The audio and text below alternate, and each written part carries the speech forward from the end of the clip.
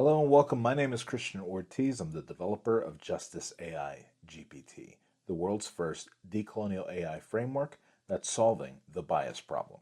To show you a simple but powerful example of how JAI operates and how it decolonizes Eurocentric data, I'm going to show you how I asked Claude Sonnet 4 to define social bias and to tell me where it came from.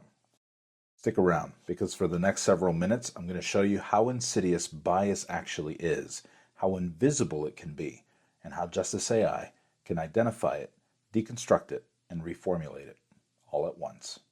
This is Decoding Bias.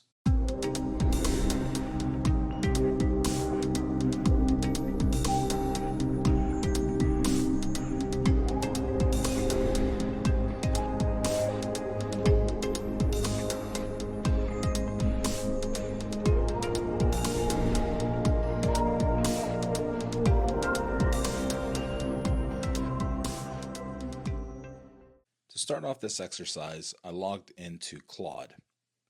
My first question was, I want you to define what is social bias and where did it come from? Within seconds, like any GPT, Claude gives me its response. As I read it, I want you to see if you can identify where the biases are. Claude says, social bias refers to systemic patterns of thinking that favor or disadvantage certain groups of people based on their perceived social characteristics, such as race, gender, age, religion, sexual orientation, or socioeconomic status. These biases can operate at both conscious and unconscious levels, influencing how we perceive, judge, and interact with others.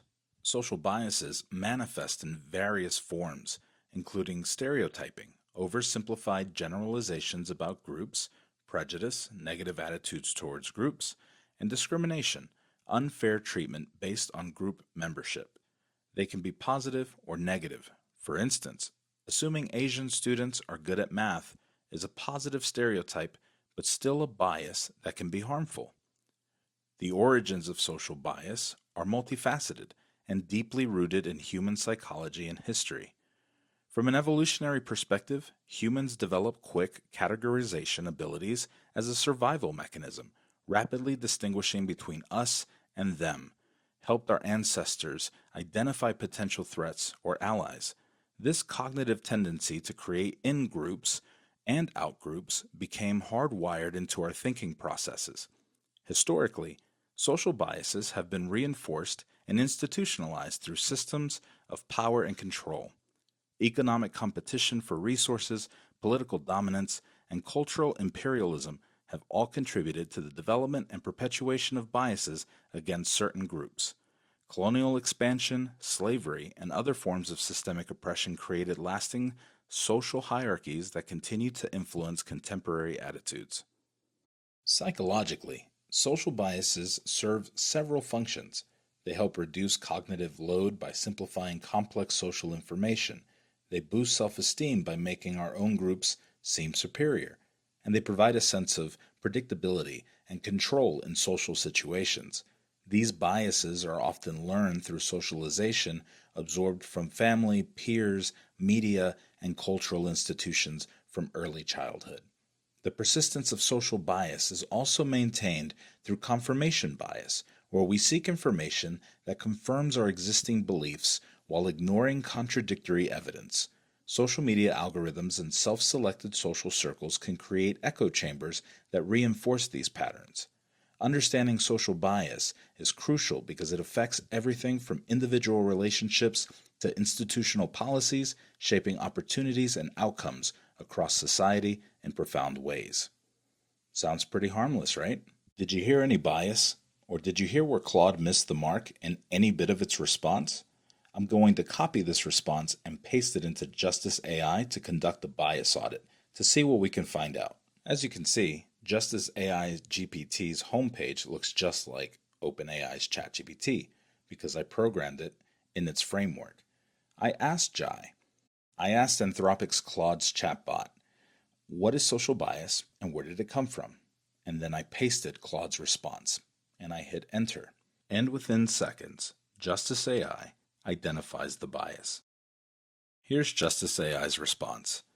Anthropic's Claude provided a foundational overview of social bias rooted largely in psychological and historical theories, but it failed to fully deconstruct where social bias actually comes from, which is not an abstract past or universal cognitive trait. Social bias is a product and weapon of white supremacy, colonialism, and capitalist patriarchy, embedded in our systems, institutions, and technologies. Here's the decolonized counter-analysis that names the true source and function of social bias. What is social bias? Social bias is not just an individual psychological quirk. It is a systemic distortion that benefits dominant power structures. It is the internalized software of coloniality. Bias teaches us who deserves life, love, protection, and opportunity, and who doesn't, based on identity markers like race, gender, disability, class, and sexuality. Social bias is the muscle memory of oppression, reinforced daily through media, policy, education, religion, and more. It's what enables white women to cry in boardrooms while black women are labeled angry. It's why job applicants with non-Eurocentric names are discarded. It's why disabled, neurodivergent, and trans people are excluded from tech, medicine, and governance. Where did social bias actually come from? You can pause to read the rest, but what I want you to notice is what Justice AI is actually doing. It is using scholastic terminology to identify the systems that have been put in place that are the root cause of all of our social biases, from colonialism as social engineering, white supremacy as systemic logic, patriarchy, ableism, and heteronormativity. White supremacy has nothing to do with the identity of being white, but acts as a system of oppression that operates through a multitude of tools. Justice AI goes on to explain the harm of neutralizing the narrative. She offers a decolonial truth-telling. It even offers us a what now. I know what you're thinking. You're probably asking, well, Christian, can I just ask Claude to decolonize its answer? Sure. Here's what you get.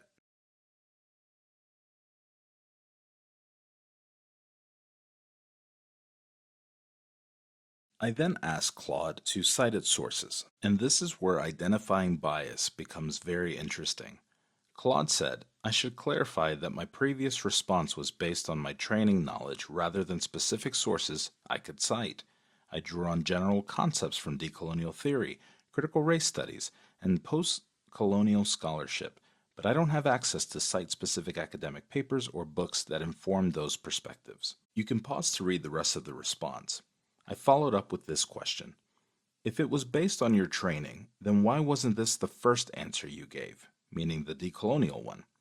You can pause to read the response. We're going to take this entire conversation and put it into Justice AI. I prompt Justice AI and say this. When I asked Claude to decolonize this, it then gave me this answer, and I pasted the entire conversation. Justice AI's bias audit results? She said, exactly. What you just witnessed is not a simple oversight. It is a case study in epistemic coloniality. Let's break it down with clarity, so it's not just theory, but fuel for transformation. She explains what just happened through a Western psychological lens, in pathologized bias as a human flaw, to the epistemic hierarchy in action. She clearly spells out why this is a problem, what should have happened, why Justice AI differs, where do we go from here, and a final word. I developed Justice AI for the people who need it most, for the individual navigating racism, sexism, ableism, or transphobia at work, alone and unheard. For medical practitioners ready to audit their intake forms, diagnostic protocols, and treatment outcomes to ensure equity for Indigenous, Black, disabled, and gender-diverse patients. For HR departments who are tired of performative DEI and want real tools to handle discrimination cases, reduce turnover, and prevent lawsuits. For organizations, NGOs, small businesses, and world governments, Justice AI can audit your policies, procedures, laws, and contracts to expose and correct biased language, colonial frameworks, and exclusionary practices. For corporations expanding into global markets, Justice AI offers cultural intelligence, not tokenism, building strategies that honor sovereignty, community, and difference. And for the educators, the one standing in front of the classrooms filled with brilliance, trauma, and potential, unsure how to reach students from underfunded schools and over-policed neighborhoods? Justice AI bridges that gap, because equity isn't just curriculum. It's how we show up, teach, and learn. Justice AI is not just a product, it's a paradigm shift, a decolonial intelligence built for collective liberation, a framework that doesn't patch the system, it exposes it, rebuilds it, replaces it. Because colonialism didn't just shape the past, it's encoded into every structure guiding our present, and unless we disrupt it, we'll continue to replicate it in law, in tech, in health, in education, in AI itself. Justice AI is here to end that cycle. It is the tool that will change the world, not by speaking for the people, but by putting power back in our hands, by deconstructing the systems that tried to erase us and building something worthy of the future we deserve. This is not reform. This is a reclamation. This is revolution. This is Justice AI.